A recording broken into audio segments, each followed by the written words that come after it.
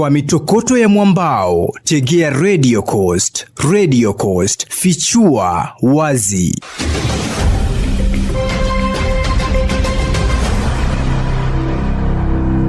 Usalama katika eneo la Mrima wa Ndege kaunti ya Kilifi sasa umezidi kudorora kila uchao kufuatia ongezeko la ndovu wanaorandaranda kijijini.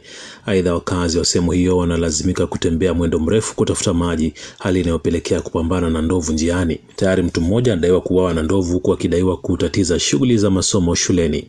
Mara nyingi tunapata maji kupitia kwa bawa ambalo ni mvua inyeshe ndio maji yaingie katika lile bawa. Lakini kwa sahihi bawa halina maji, na sisi kama walimu inabidi tuachishe masomo mapema kabla ule wakati ambao umepangwa ili wanafunzi waende watafute maji. Na hatujapata msaada wote tangu shule zifunguliwe.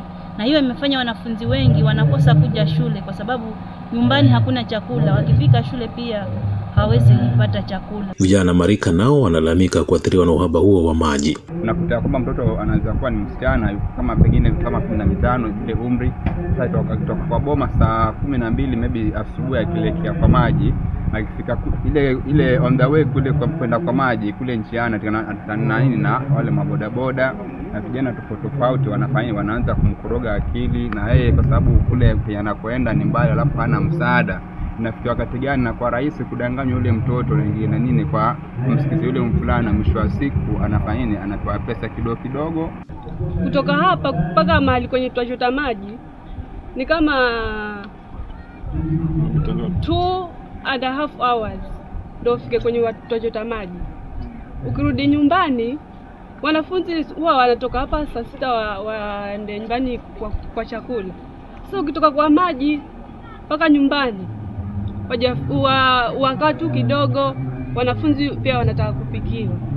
Ukimaliza kupika hivyo na ujue kutoka hao maji ukienda ni mtungi mmoja tu. Kama enda kwa maji wale ni watoto wadogo, na huko kwa maji ni msituni ndio fike huko kwenye maji.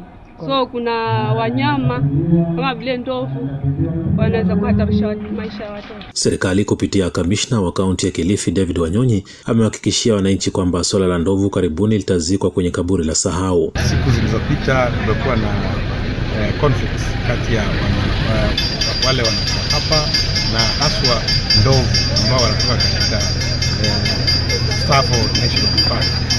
Tumeongea na Kenya Wildlife Service KWS ili waweze Ndovu hutoroka katika mbuga ya Tsavo wakitafuta maji kufuatia ukame unaokumba sehemu nyingi nchini.